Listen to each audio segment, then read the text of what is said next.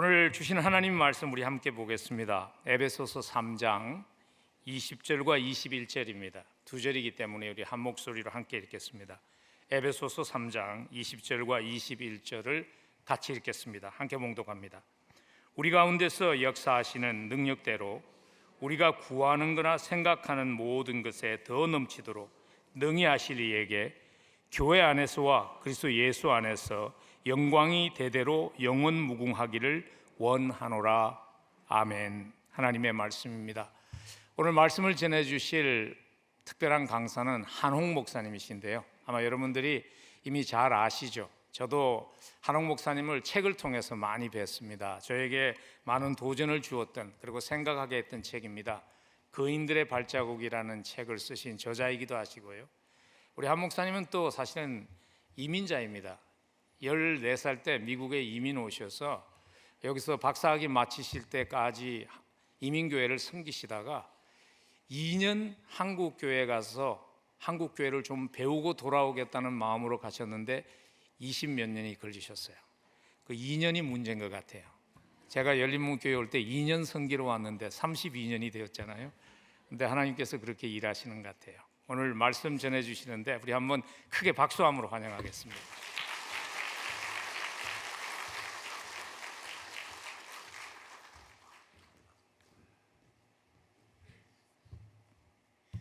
할렐루야.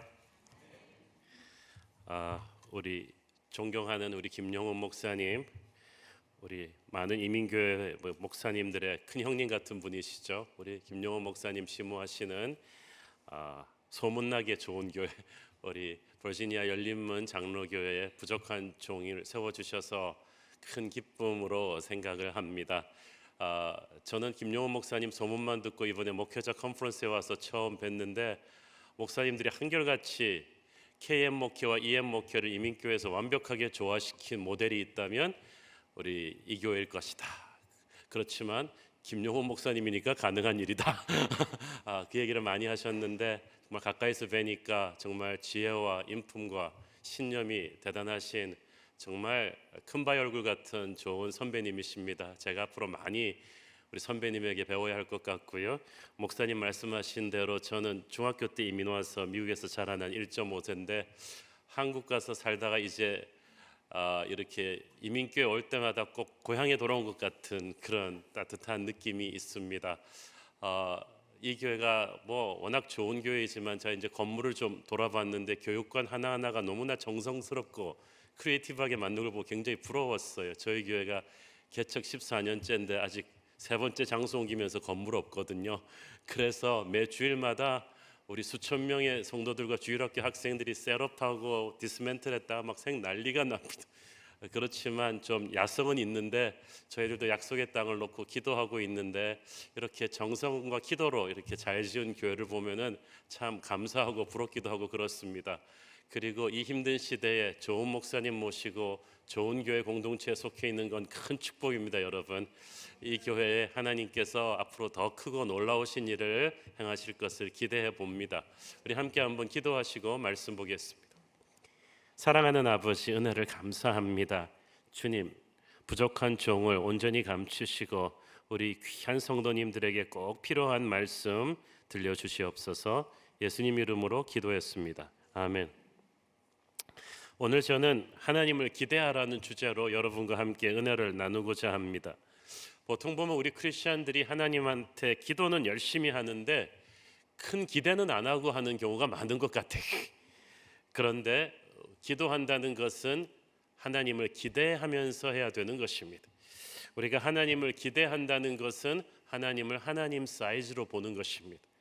하나님은 우리가 생각하는 것보다 훨씬 크신 분이신데 우리가 하나님한테 좀 너무 큰 기대를 안 하고 우리 수준에서 생각을 하는 것 같아요. 그래서 기도하고 나서도 불안해하고 힘들어하는 분들이 많은 것은 하나님이 기도를 응답하실 힘이 있으신가라는 생각을 많이 해드린 것 같아요. 하나님도 젊으실 때는 홍해도 가르시고 하셨지만은 요즘도 그러실 수 있을까라는 생각들도 하시는 것 같고, 또 오늘 보면 에베소서 3장 20절에 보니까 우리 가운데 역사하시는 능력대로라는 말이 나옵니다. 이 능력이라는 말은 헬라어 원어로 두나미스, 폭발하듯이 터지는 다이너마이트와 같은 능력이죠. 하나님의 능력이 한번 폭발하면 우리의 삶을 순식간에 뒤집어 놓을 수 있는 놀라운 기적이 일어날 것입니다. 하나님의 능력은 망해진 것을 다시 일으킬 수가 있고, 부서진 것을 다시 붙일 수가 있고, 어지러운 것들을 정리하고 무에서 유를 창조할 수 있는 놀라운 능력인 줄로 믿습니다. 그 능력이 우리의 상상을 초월합니다. 항상 여기서 보니까 우리가 생각하는 것이라는 걸 영어 성경에 보니까 imagine이라고 되어 있죠. 상상을 초월하는 하나님의 놀라운 역사가 있는데, 그 능력이 멀리 있지 않고 it is available to you, 하나님의 자녀에게 그대로 연결된다는 것입니다. 우리가 믿음으로 하나님과 접속하면 그 놀라운 능력이 우리의 삶에 이루어지게 될 것입니다. 하나님이 우리를 통해서 일하시고 우리 안에서 역사하실 것입니다. 우리의 능력이 아무리 보잘것없어도 우리가 온전히 주님의 손에 붙잡히기만 한다면 하나님은 놀라운 축복의 불쏘시개로 사용하실 거예요.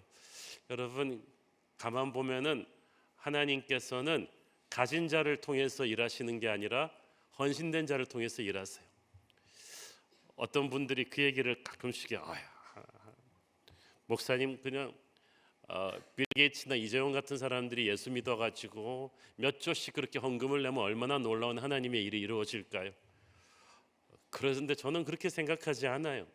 사실 예수님이 그런 식이었으면은 5천 명 먹이실 때도 아리마대 요셉 같은 부자 등을 쳐가지고 요셉아 한 10억만 내봐라, 그러면 그 돈 가지고 5천 명을 먹였을 텐데, 예수님은 그러지 않으시고 그 가난한 소년의 오병이어의 도시락을 가지고 5천 명을 먹이셨어요.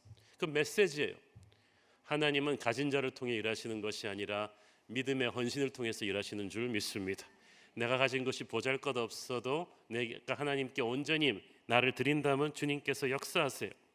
우리 안에서 역사하시는 하나님의 능력은 놀라운 타이밍과 놀라운 방법으로 이루어집니다. 제가 스포츠 경기를 좋아하는데요, 스포츠 경기에서 보면은 정말 스타들이 있잖아요. 이 스타들은 그냥 잘하는 사람들이 아닙니다. 모두가 기대하는 어떤 중요한 경기에서 굉장히 결정적인 순간에 이거 누군가가 한 방 빵 터뜨려줬으면 좋겠다 하는 순간에 때려주는 게 스타라는 거죠. 우리나라 이승엽 선수 홈런 타자가 그런 사람이었거든요. 그 한일전, 그 베이징 올림픽 때 준결승 때인데, 우리나라에선 참고로 한일전을 하면 가위바위보도 이겨야 됩니다. 반드시 그죠, 뭐 금메달 이런 거 상관 반드시 일본은 이겨야 되는 그런 건데 하는데, 그 8회 말에 이승엽이 중요한 시점에 타석했었어요. 그때까지 막 컨디션이 안 좋아서 굉장히 삼진도 많이 당하고 그랬는데, 그 결정적인 순간에 온 국민이 기다리는 그 순간에 역전 홈런 한번 때려주더라고요. 그러면 그 전에 모든 실패가 잊혀지는, 모두가 원하는 그때 가장 중요한 찬스에 터뜨려주는 게 스타입니다. 그런 맥락에서 우리 하나님은 세상 그 무엇과도 바꿀 수 없는 스타이시죠. 우리의 인생이 가장 힘든 기로에 섰을 때, 가장 불안하고 가장 위기의 상황에 섰을 때 세상에서 가장 믿을 수 있는 타자는 예수 그리스도이십니다. 그 순간에 여러분이 기도하며 그분의 손에 여러분의 삶의 조종관을 맡겨드리면 하나님께서는 반드시 역전 홈런을 터뜨려 주실 줄 믿습니다. 다만 그거를 초구를 때리실 것인지, 투 스트라이크 노볼에서 때리실 것인지, 센터로 날릴 것인지 왼쪽으로 날릴 것인지 그거는 주님이 결정하시겠죠. 중요한 거는 하나님의 생각이 우리의 생각과 다를 뿐 아니라 우리의 생각보다 크다는 거예요. 이사야서에서 보면은 하늘이 땅보다 높음같이 나의 생각은 너의 생각보다 높다고 하셨어요. 오래전에 메이저리그 야구 선수가 돼가지고 디트로이트 타이거스, 자기 홈팀에서 뛰고 싶어했던 소년이 있었습니다. 워낙 소질도 있었어요. 연습도 열심히 해가지고 이 소년이 이제 커가지고 마이너리그 트리플 A까지 올라갔어요. 그 정도만 가도 대단한 거거든요. 조금만 더 가면 메이저리그 입성이 코앞인데 그만 크리티컬 니 인주리, 치명적인 무릎 부상이 왔어요. 선수 생활을 못하게 됐어요. 그러니까 그 소년이 얼마나 상심이 컸겠어요. 나의 꿈은 끝났는가? 나의 꿈은 끝났는가? 그런데 그렇게 애가 좌절하고 집에 이렇게 누워 있으면은 애지간한 부모 같으면은 괜찮아, 하나님은 너를 사랑하셔, 이렇게 안아주고 그래야 될 거 아니야. 이 아버지가 좀 터프한 이민자 출신이라 가지고 그 아들을 걷어차면서 말씀, 야, 네가 뭘 하든 상관없는데 가서 일을 해서 밥벌이를 해야 될 거 아니야. 난 네가 이렇게 빈둥빈둥 되는 거 못 본다. 그래갖고 얘를 걷어차가지고 얘가 정신 차리고 나와가지고 이제 일을 해야겠다고 생각해서, 참 이런 하나님은 그런 거친 아버지를 통해서 일하시나 봐요. 그래가지고 얘가 이제 직장을 찾는데 직장 구하기가 쉽지 않잖아요. 그래서 이제 그 식당업을 하는 친구한테 가가지고 자기 짭을 좀 달라고. 친구가 이미 직원이 다 풀이 돼가지고 너를 하이어할 룸은 없지만 네가 워낙 사정이 딱하다고 하니까 이 주방 셰프 음식 만드는 거 좀 옆에서 도와주는 그거라도 할 수 있으면 먹여주고 재워주는 건 내가 하겠다. 그래가지고 이 친구가 뭐 찬밥 더운 밥 가릴 신세가 아니니까 그러고 들어가가지고 이제 셰프 일을 돕다가 셰프가 피자 만드는 걸 지켜봤어요. 보니까 맨날 똑같은 레시피로 만드는데 이거 조금 레시피를 조금 바꾸면 더 맛있을 것 같아요. 그래가지고 자기 아이디어로 몰래 이 레시피 바꾼 피자를 만들어서 한번 내놔봤더니 손님들한테 제법 반응이 괜찮았어요. 이거다. 그래가지고 자기가 피자 만드는 걸 좋아한다는 걸 깨닫고 조그만 독립된 가게를 열었어요. 그런데 이 가게가 엄청 잘 되는 거예요. 그래서 돈을 번 다음에 체인점을 하나 내고 또 하나 내고 또 하나면서 이렇게 눈처럼 불빠지기 시작하더니 이게 10년도 못 깨서 미 전국에 그 피자 체인점을 깔아놓는 리틀 시저스라는 유명한 회사가 되었죠. 그리고 세월이 흘러서 리틀 시저스는 메이저리그 구단 디트로이트 타이거스의 소유주가 됩니다. 그래서 그 디트로이트 타이거스의 선수가 되고 싶어했던 리틀 시저의 창업주 마이크 일리치는 그 구단의 선수가 되는 거 아니라 그 구단의 소유주가 되어버렸죠. 진정한 디트로이트 타이거스가 된 거야. 여러분, 우리 하나님은 얼마나 큰 스케일에서 이 게임을 경영하십니까?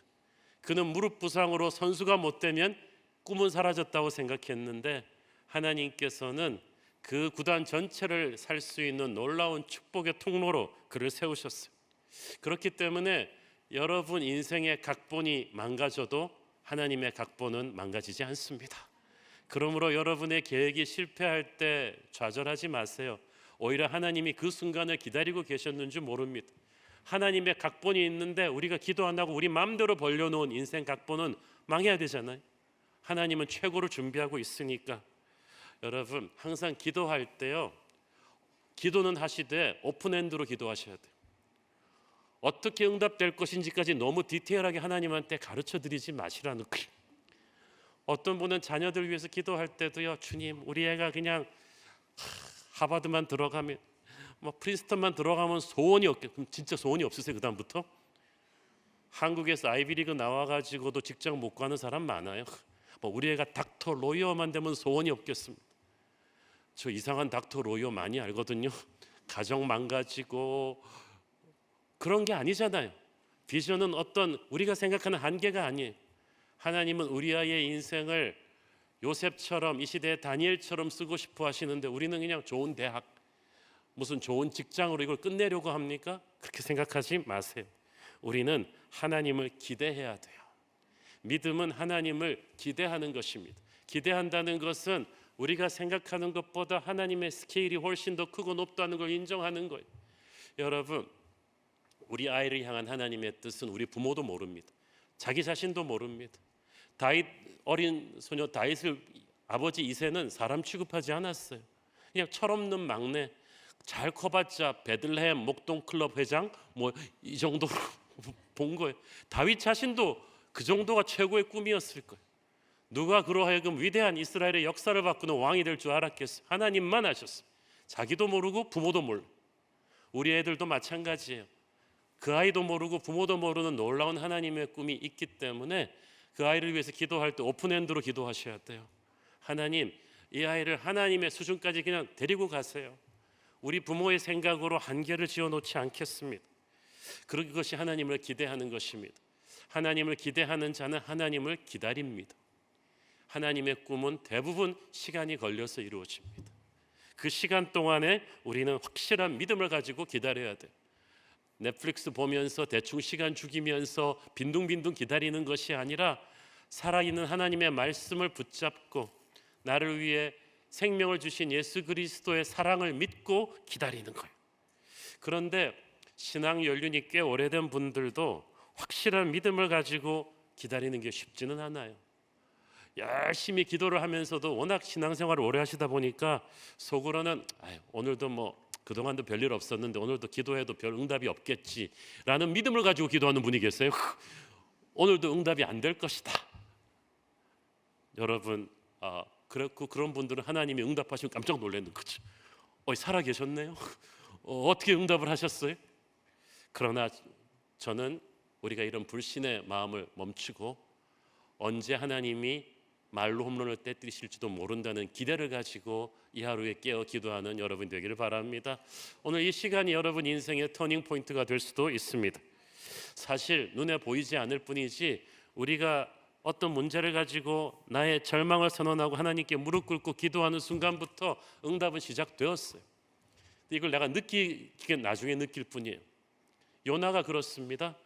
요나가 폭풍의 바닷속에 던져져서 물고기 뱃속에서 기도 열심히 했잖아요.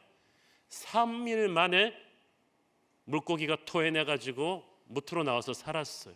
그러면 요나 생각에는 내 기도가 3일 만에 응답되었구나. 아니죠.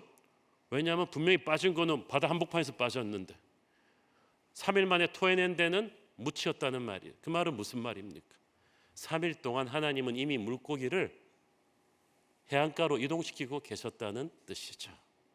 그 말은 요나가 물에 빠지자마자 물고기 뱃속에서 기도하는 그 순간부터 응답은 시작되었어요. 그 응답의 결과를 요나가 느끼기까지 시간이 걸린 것뿐이에요. 여러분, 여러분의 자녀를 위해 기도를 시작하셨으면 당장은 변하지 않았어도 지금 이미 하나님이 작업하고 계세요. 여러분의 인생을 놓고 여러분의 교회를 놓고 기도를 시작하셨으면 이미 하나님은 작업하고 계신 줄 믿습니다. 그래서 기도는 매일 기적을 기대하는 것이고 기도할 때는 기적을 기대하고 하나님께서 나를 위해서 길이 없는 곳에 길을 열어주실 것을 믿는 거예요. 성경은 하나님의 능력이 기적같이 폭발하고 있는 책입니다. 성경의 정상적인 상식적인 얘기가 어디 있습니까? 다 이성으로 생각할 수도 없는 기적이 계속 폭발하는데 우리가 읽을 때는 아멘 아멘 그러다가도 성경책 딱 덮고 나면 무슨 생각을 합니까? 모세니까 가능했지 뭐. 그 당시는 공회도 없고 그러니까 그게 가능했을 거야. 여호수아니까 가능했지. 믿음은 성경 속의 기적이 오늘 내게 다운로드 될 수 있음을 믿는 거예요. 그게 믿음입니다. 어떻게 보면은 우리의 인생의 그 절망의 끝에 섰을 때 더 이상 인간적으로 내가 할 수 있는 게 없을 때가 하나님의 타이밍입니다. 내가 생각할 수도 없는 사람한테 전화가 와요. 내가 생각할 수도 없는 길이 열리는 거예요. 주님과 동행하는 그 삶을 통해서 하나님께서는 모든 상황 속에서 내가 하나님께 온전히 맡겼을 때 상상도 할 수 없는 놀라운 일이 터지게 하시는 것입니다. 우연히를 가장한 하나님의 역사가 일어나는 거예요. 저는 아까 목사님이 말씀하신 저 거인들의 발자국이라는 책을 어떻게 쓰게 되었는가? 제가 지금으로부터 한 24년 전쯤에 한국의 그 온누리교회라는 곳에 부목사로 가서 한국 목회를 2년만 배우고 오겠다. 그리고 이제 갔거든요. 근데 그 당시도 온누리교회는 너무나 유명한 교회예요. 부목사님이 100명이나 계세요. 그리고 그 당시도 그리고 한국 교회에서 유명한 세미나는 거기서 다 하는 거예요. 그리고 그 부목사님들이 다 똑똑하시고 설교도 잘하시고 기라성 같은 선배들이 있으니까 새로 들어오는 부목사는 이렇게 기회도 잘 없는 것 같은, 그리고 워낙 다양한 사역들을 많이 하고 있는데 또 학연, 저는 한국에서 중학교 때 이민 갔으니까 학연 지연 전혀 없죠. 나이도 어리죠. 신학교도 한국에서 안 나왔죠. 그리고 나는 이 다이나믹하게 돌아가는 이 교회에서 나는 무슨 사역을 해야 되나? 누가 나를 알아주나? 그렇지만 저는 하나님께 기도하면서 늘 하나님께서 어떤 사역을 어떻게 열어주실지를 기대하면서 이제 준비를 하던 중에 짐 콜린스라는 분이 쓴 그 Built to Last라는 책이 있었어요. 전 세계에서 80년 이상 계속해서 업그레이드된 기업들의 특성을, 제가 그거를 책을 읽고 감동받아서 이걸 교회에도 접목할 수 있지 않을까라고 다른 부목사님들하고 커피 마시면서 얘기하는데 하용조 목사님이 뒤에서 지나가시다가 들으시더니 그거 재밌네. 딱 그거 재밌네 가셨어요. 일주일 있다가 어디서 전화가 왔어요. 한국의 그 기라성 같은 CEO들과 톱 가버먼트 오피셜, 한국의 그 고위공직자들이 공부하는 그 그룹에서 저를 리더십 강사로 초청한 거예요. 그래갖고 왜 나 같은 사람을 한국에 전혀 알려지지 않은 목사를 초청했지 보니까 원래 하영조 목사님 초청했는데 하영조 목사님이 리더십은 나보다 더 잘하는 사람이 미국에서 새로 왔다 그래가지고 저를 거기다 밀어넣은 거죠. 그러니까 그 주최 측에서 되게 불안해하는 거예요. 아무도 모르는 30대 목사를, 나도 불안하고 그쪽도 불안하고. 그쪽에서 자기들 학생 명단을 팩스로 보내줬어요. 보니까 너무나 유명한 분들, 신문 방송에서 나오는 분들, 나를 기죽이려고 보냈나? 그래갖고 전화했어요. 제가 거기 맞는 수준이 아니다 사람이. 그랬더니 자기들도 좀 불안하긴 하지만 하용조 목사님이 초대했기 때문에 간 거다. 근데 갔더니 이제 종교적인 얘기는 하지 말라는 거예요. 그래서 그걸 절제하지만 그래도 성경에 기초한 리더십을 기업 리더십과 접목해서 강의를 하고 마지막 5분 남았을 때 예수 그리스도의 리더십이 왜 최고의 리더십인가 하고 그분들 위해 축복 기도까지 해주고 끝을 냈어요. 그런데 그때 하나님께서 역사하셔가지고 이분들이 자기들 기업으로 리더십 강의를 초대를 막 해준 거예요. 그래갖고 세상에 나는 이게 너무 좋은 전도의 기회예요. 우리가 불신자들 50명 모으기 힘들잖아요. 교회 전도 집회할 때. 근데 자기들이 다 돈 내고 다 모여놓고 나는 가서 그분들한테 리더십이라는 주제를 통해서 하나님을 전할 수 있었어요. 그리고 그분들 만나서 얘기하면서 이것이 기회가 되었구나. 그리고 그 강의 원고가 거인들의 발자국이라는 책이 된 거예요. 그 책이 나왔을 때 일반인들도 기독교에 대해서 성경 속에 그런 게 있었나 이게 링크가 되게 된 거죠. 그래서 졸지에 한 1년 지나고 보니까 제가 리더십 전문가가 되어 있는 거죠. 그래가지고 그런데 그것이 하나님이 제게 주신 새로운 사역의 기회였어요. 그래서 불신자들이 있는 곳에 가서 리더십을 강의하면서 예수님을 전하고 그 교회에 영향력을 끼칠 수 있는 이 사역은 제가 어떤 분이 그래서 미국에서 리더십 박사학위 받은 목사님이 오더니 인생이 왜 이렇게 불공평하냐? 난 이거 박사했는데 아무도 안 불러주는데 왜 한 목사님은 학위도 안 해놓고 그렇게 다니냐? 보니까 제가 생각한 게 아니에요. 감히 저 같은 사람이 어떻게 그런 분들한테 강의를 해요? 하나님께서 아무것도 아닌 저를 올려주시고 연결해 주시고 우연을 가장한 필연으로 만나게 해주셔서 놀라운 일을 펼치신 거예요. 그때는 제가 그런 사역을 하게 될 줄 꿈에도 생각하지 못했는데 하나님께서 넓혀주신 것. 여러분의 인생도 여러분이 생각하고 계획하는 것 이상의 놀라운 그림을 하나님이 펼쳐주실 줄로 믿습니다. 여러분의 자녀를 축복할 때도 여러분 그렇게 보셔야 돼요. 로이어, 닥터 그걸로 최고의 꿈을 삼지 마세요. 애가 좀 말썽을 피우고 성적이 좀 올락락해도요, 막 무슨 하고 싶은 말이 막 여기까지 올라와도요, 마지막 뱉는 말은 이 축복의 통로 같으니라고 그러면서 이 아이를 축복하시고 내가 알 수 없는 놀라운 길로 이 아이를 인도하실 하나님을 기대하시면서 기도하셔야 돼요. 하나님께서 우리의 인생 무대 뒤에서 기가 막히게 일하십니다. 우리가 뮤지컬을 보면 참 재밌지만 뒤에서 수많은 스태프들이 개미처럼 일을 해서 백스테이지에서 그렇게 일을 해서 작품이 나오는 것처럼 우리 인생에 눈에 보이는 것 뒤에 우리 하나님이 얼마나 열심히 일하시고 계신 줄 몰라요. 그걸 우리가 못 부르기 때문에 우리 스스로 잘나서 그렇게 된 줄 안다니까. 그게 아니에요. 여러분이 아는 문제만 문제가 아니에요. 여러분이 모르고 있는 문제도 하나님이 해결하시고 여러분을 지켜준 경우가 많습니다. 우리 몸에 우리도 병이 걸린 줄도 몰랐다가 낫는 경우가 있대요. 몸이 싸워준 거죠. 마찬가지로 우리도 모르고 있는 문제로부터도 하나님이 많이 지켜주신 줄로 믿습니다. 여러분이 아는 여러분의 정만 적이 아니에요. 여러분은 모르는데 여러분 미워하는 사람도 또 많아요. 그런데도 하나님이 그들의 공격으로부터 여러분을 지켜주시고 보호하시고 인도하시고. 저 한국에 가서 비행기 사고 난 적도 있어요. 제가 탄 비행기가 동체 착륙하다가 두동강이 나는 때도 있었는데 그때도 기적같이 살았어요. 돌이켜보니까 하나님의 은혜였어요.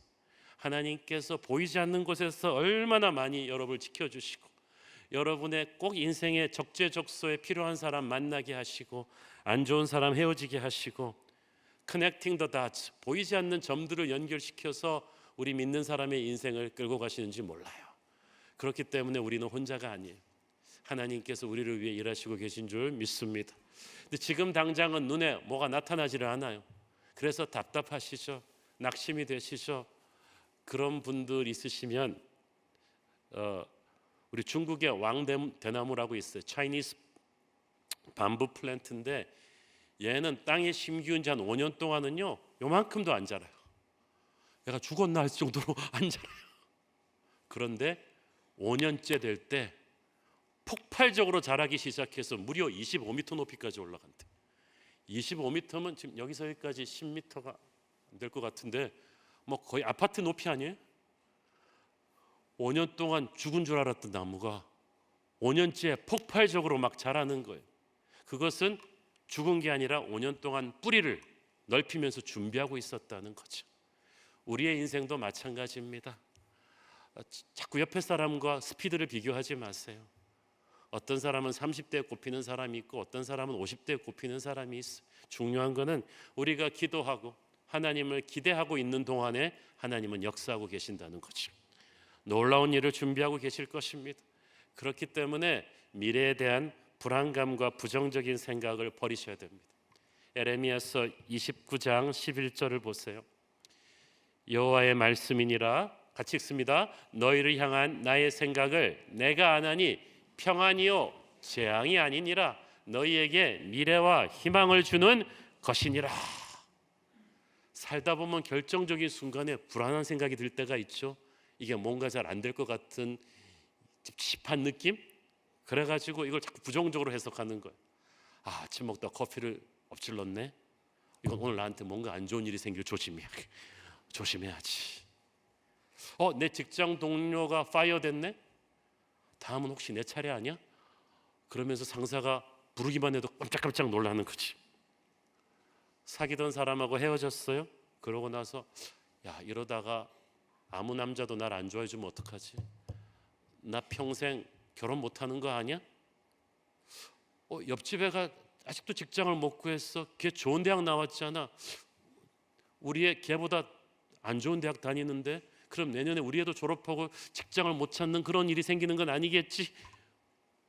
지난 교회에서 우리 구역 식구한테 상처받고 떠나왔는데 이 교회에서도 그러면 어떡하지? 이 교회는 다니기만 하고 등록은 하지 말아야지. 여러분, 우리가 얼마나 이런 부정적인 생각들을 많이 하고 사는지 몰라요.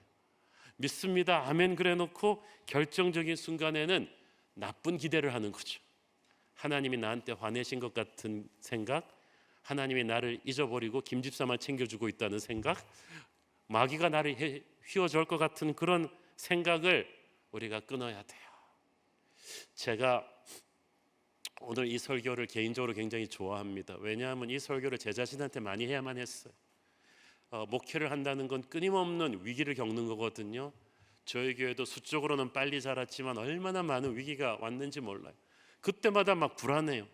그런데 이 설교를 통해서 하나님이 저를 살리셨어요. 너를 향한 나의 생각은 재앙이 아니다, 평안이다. 너에게 새로운 소망이 열릴 것이다. 그것을 스스로에게 굉장히 선포하는 것이 중요했습니다. 여러분도 그렇게 하십시오. 인생이 힘들고 폭풍을 지나는 것 같을 때 부정적인 생각을 하지 마시고 하나님이 여러분을 버렸다고 생각하지 말고 오히려 이때가 하나님이 여러분과 함께하는 때라는 걸 믿으시길 바랍니다. 헐리우드의 유명한 영화 제작자를 이렇게 다큐멘터리 인터뷰하는 걸 봤는데요. 이제 그 사람 방에 그 멀티 밀리언 달러 무비 프로젝트를 하는데 그 영화 씬마다 이렇게 그림을 다 붙여놨어. 이걸 어떻게 커넥트 시켜서 영화를 만드는지 설명을 해주는데 기자가 물어봤어요. Where do you start? 처음에 시작할 때는 뭐부터 시작하냐? 그랬더니 마지막 씬을 먼저 정해놓고 시작한대요. 그리고 나서 they work their way up. 그 다음에 거슬러 올라가면서 이제 씬들을 붙여서 만든다는 거예요. 제가 그 얘기 듣고 바로 이거야. 인류 역사의 마지막 씬은 요한계시록이잖아요. 요한계시록에 나오는 우리 성도들의 미래는 어떻습니까? 어린 양의 보좌 앞에서 수많은 천군 천사들과 함께 눈물을 닦아주는 그 찬란한 천국의 영광과 그 왕관의 세러모니가 우리를 위해 준비되어 있어요. 반면에 지금 우리를 기죽이고 압박하는 저 강한 바벨론의 세상 권세는 어떻게 되게 돼 있나요? 박살이 나죠. 마지막 때는 무저경에 던져지는 그런 심판을 받습니다. 이게 결론이에요. 결론은 그렇지만 지금 과정이 힘들 뿐이에요. 그러므로 결론을 안다면 우리는 어떻게 하겠어요? 이 과정을 믿음으로 견뎌내야 될 줄로 믿습니다. 하나님을 기대한다는 것은 하나님을 기다리는 거라고 했는데, 기다리면서 우리가 해야 될 가장 중요한 일은 기도입니다. 오늘의 본문 3장 20절을 보세요. 우리 가운데 역사하시는 능력대로 우리가 구하거나 생각하는 모든 것에 더하시리에게. 하나님의 그 놀라운 능력은 누구에게 줍니까? 구하거나 기도하고 생각한다는 거 imagine이라고 돼 있죠. 제가 생각하기엔 기대하는 거예요. 기도하고 기대하는 그 사람에게 하나님의 놀라운 능력은 주어질 것입니다. 하나님의 능력이 아무리 커도 여러분이 기도하고 기대하지 않으면 그 능력은 절대 우리에게 흘러들지 않아요. 우리가 기도할 때 성령이 우리 안에서 살아 약동하기 시작합니다. 성령은 하나님과 우리를 연결시켜 주죠. 기도를 하면 할수록 성령의 생기가 우리를 살아있게 만듭니다. 그런데 우리가 기도하지 않으면 성령의 임재를 느끼지 못하고, 그렇게 되면 인생이 무기력해지죠. 사실 기도 안 해도 당장 뭐 큰일이 나는 건 아니에요. 기도 안 한다고 하나님이 당장 우리를 죽이시는 것도 아니잖아요. 그렇지만 기도하지 않으면 우리 인생의 모든 영역에서 그날 필요한 하나님의 능력을 받지 못합니다. 내 힘으로 그걸 다 싸워야 돼요. 그러면 피투성이가 되고 지치고 아무 일도 안 일어나고 마귀한테 흔들리게 되는 거예요. 그러나 기도하는 모든 사람은 모든 일에서 하나님이 싸워주시기 때문에 그는 같은 일을 만나도 패닉하지 않을 수가 있습니다. 여러분, 우리가 항상 문제들에 치여 살지만 기도하는 사람은 문제를 지배합니다. 기도하지 않는 사람은 문제에 지배당합니다. 그래서 같은 문제를 겪어도요, 기도하는 사람과 하지 않는 사람의 차이는 천지 차이죠. 우리가 기도하면서 늘 성령 충만한 사람은요, 어떤 힘든 사역을 해도 여유 있게 합니다. 그런데 기도하지 않고 인간의 힘으로 사는 사람은요, 조금만 일을 해도 막 시험 들었다 그러고 지친다 그러고. 일의 차이가 아니라 능력의 차이인 거예요. 저는 여러분이 쉬지 말고 기도하는 것을 습관하기를 바랍니다. 그러면 하나님의 역사가 여러분 속에서 이루어질 거예요. 우리가 구하거나 생각하는 모든 것에 넘치도록 더하시리에게, 그 순서가 중요해요. 구하는 게 먼저죠. 기도가 먼저고 그 다음에 기대하는 것입니다. 그때 하나님께서 넘치도록, 내가 생각하는 게 1이었다면 하나님은 100을 채워주시는 역사가 일어나는 거예요. 하나님께서 전혀 기대하지 않던 방법으로 순식간에 우리를 높이실 수 있어요. 생각지도 못했던 사람을 만나게 하시고 그를 통해서 우리의 재능으로는 갈 수 없는 자리에 순식간에 가는 거죠. 저는 항상 우리 한국에서는 애들이 학원 때문에 그냥 살 수가 없어요. 그 대치동 쪽의 애들은요, 중2도 새벽 1시에 집에 옵니다. 학원을 6개씩 다녀요. 편의점에서 중간중간에 밥 먹고 너무 불쌍해요. 근데 그렇게 애들을 푸시해가지고 어떻게 하겠다는 건지 모르겠어요. 근데 저는 그 부모들이 고등학교 3학년만 되면 눈치를 살살 보면서 교회 예배를 고3 때는 좀 방학시킬 생각을 합니다. 그러면 제가 꼭 그 얘기를 합니다. 여러분 인생에서, 이 아이의 인생에서 가장 주님이 필요할 때가 고3 아니냐 생각을 해봐요. 바벨론에, 그 세계조국 바벨론에 이런 인류 과외를 받는 인재들은 수천 수만 명이었을 것이다. 근데 다니엘은 과외 한 번 안 받고 포로로 끌려왔는데 무슨 수로 모의고사 성적이 얘들보다 10배가 뛰어났겠는가? 하나님의 직통 과외를 받은 사람 아니냐? 하루에 3번 기도하고 예배함으로써. 여러분의 인생에서 아이를 다니엘같이 만들고 싶으면 강남의 부모들과 똑같이 학원 과외만 해갖고는 안 된다. 하나님의 능력을 받아야 된다. 그게 바로 차별화다는 거지. 여러분이 세상 사람 다 노력하는데 노력만 갖고 되지 않아요. 세상 사람 다 인맥 동원하는데 그것만 갖고 되는 게 아니에요. 우리가 기도함으로써, 이거를 쉬지 않고 기도함으로써 하늘의 능력을 다운로드해야 되는 줄로 믿습니다. 우리가 기도하면서 하나님을 기다릴 때 하나님께서 우리가 생각하는 것보다 좀 뜸을 들이세요. 왜 이렇게 시간이 걸려서 이렇게 응답이 되냐 하면은 하나님께서 우리에게 꿈을 주시고 이걸 이루어 주시기까지 일단 우리를 준비시켜야 돼요. 그리고 우리가 갈 약속의 땅을 준비시키셔야 돼요. 준비가 안 됐을 때 만나면 재앙이 오거든요. 예를 들어서 모세를 통해서 하나님은 놀라운 계획을 갖고 계셨지만 그 비전을 감당할 사람으로 모세를 준비시키기까지 80년이 걸린 거예요. 공부도 하게 하시고 광야에서 깨어지기도 하게 하시면서 모세를 준비시켰어요. 그 꿈은 리얼이었어요. 그렇지만 그 꿈을 어린 모세가 감당할 수는 없었어요. 준비가 돼야 되는 거죠. 또 동시에 우리가 갈 약속의 땅을 준비를 시킵니다. 하나님께서 이스라엘 백성에게 네가 땀 흘리지 않은 수고하지 않은 곡식을 먹고 그 집에 살게 될 거라고 했잖아요. 그러면 누가 수고하고 누가 집을 지었겠어요? 가나안 사람들이 다 해놓은 거예요. 하나님께서 약속의 땅을 또 준비를 시키셨어요. 다 준비가 되었을 때 만나게 하신다는 거예요. 저희 교회도 약속의 땅 우리 건축을 위해서 기도하고 있습니다만은 중간에 낙단되는 경우도 많았지만 그럴 때마다 저는 우리를 위해 최고를 준비하시는 하나님을 자꾸 믿음으로 고백하는 거예요. 그렇게 될 때 하나님께서 놀라운 역사를 이루시는 거예요. 여러분, 그 기다림의 과정 속에서 많은 폭풍 같은 일들이 일어나요. 쉽지가 않아요. 특히 우리가 평생 같이 갈 거라고 믿었던 사람들이 우리를 떠나기도 해요. 교회 개척하면서 지금까지 오면서 가장 힘들었던 게 그거예요. 참 인간이 힘든 게 100명의 새 가족이 와도요, 함께 동고동락했던 너무나 친했던 교우 한 가정이 떠날 때 그 아픔이란 비교할 수도 없습니다. 이유도 잘 말해주지 않고 떠나버렸을 때 창가를 보면서 멘붕이 와가지고 몇 시간씩 앉아있던 때도 있었어. 내가 뭘 잘못했지? 왜 이러는 것인가? 교회가 성장하면 할수록 그때마다 크고 작은 위기가 올 때마다 저는 이게 무슨 미스테이크인가? 그런데 아니에요. 여러분, 여러분의 인생에서 사람이 떠나는 거, 돈이 떠나는 거, 이거 반드시 나쁜 건 아니에요. 여러분, 뺄셈이 나쁜 건 아니에요. 살을 뺀다 그러잖아요. 나쁜 거 아니잖아요. 마찬가지로 하나님께서 우리의 살을 빼는 때가 있더라고요. 아브라함에게 롯이 떠날 때 정들어서 힘들었지만 결국 하나님이 그에게 축복을 주신 거예요.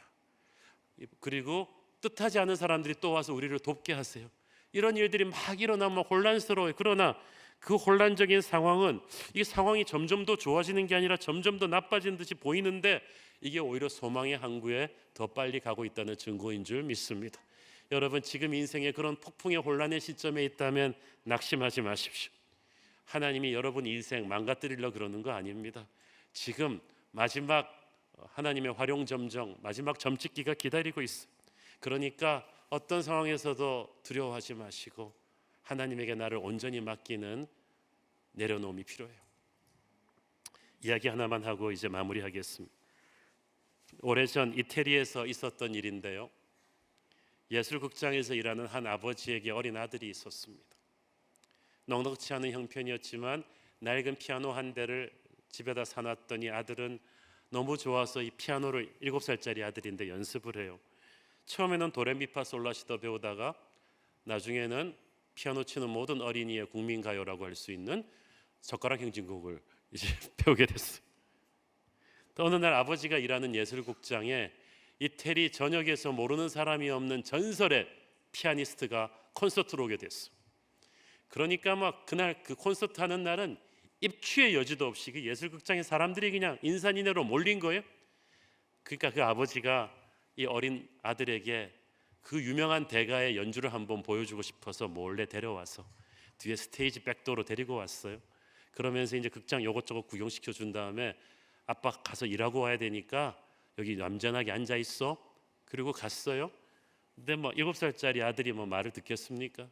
일어나 가지고 백스테이지에 이곳저곳을 다니다가 와, 이 무대 중간에 생전 처음 보는 놀라운 멋진 그랜드 피아노가 있는 걸 봤어요.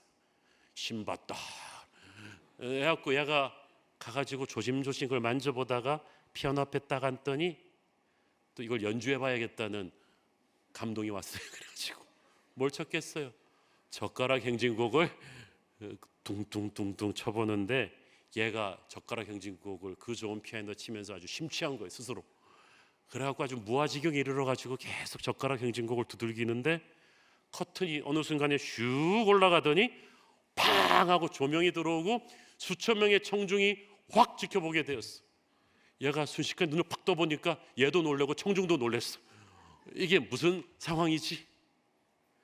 이 가엾은 소녀는 너무 놀라가지고 달달 떨면서 이 피아노에서 기어 내려오려고 하는 순간에 어떤 묵직한 남자의 손이 얘를 어깨를 탁 잡고 그 자리에 다시 앉혔어요. 그리고 굵고 부드러운 음성으로 말했습니다. It's okay, 괜찮다. You keep on playing. 너 하던 거 그대로 연주해라. 바로 이태리가 자랑하는 전설의 피아니스트가 오신 거예요. 그런데 이 피아니스트는 이 겁먹은 아이를 그대로 앉히고 계속 젓가락 행진곡을 연주하게 했어. 그리고 그 옆에 앉아가지고 그 아이를 왼손으로 끌어안고 오른손으로 젓가락 행진곡에 맞는 어컴퍼니먼트를 이제 넣기 시작한 거죠.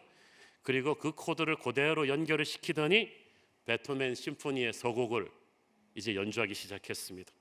그러면서 이제 손을 들어서 뒤에 있는 오케스트라한테 차례로 신호를 보내는데 목관악기, 현악기, 타악기 등이 차례로 피아니스트의 신호를 따라서 조인하면서 엄청나게 장엄하고 아름다운 우리가 아는 베토벤의 심포니 클래식이 스펙타큘러하게 연주하기 시작했어요. 애가 겁나가지고 막 나오려고 그랬는데 넌 계속 젓가락 행진곡만 그냥 하는 거 계속 하는데 전설의 피아니스트와 함께 이 오케스트라의 그 엄청난 음악이 끝까지 가면서 마지막 연주가 울려 퍼질 때 관중들이 브라보 하면서 일어나서 막 기립박수를 쳤어요. 애가 빨리 달려나가려고 도망가려고 하는데 그 전설의 피아니스트가 그 아이를 손잡고 탁 하더니 같이 손을 들고 그러면서 그 아이한테 말한 거죠. They are clapping for you. 너를 위해 박수를 치는 거. 얘를 위해 쳤겠어요. 이 사람을 위해서 친 건데 우리가 함께 한 거야. We did it. 팍 박수를 쳐. 저는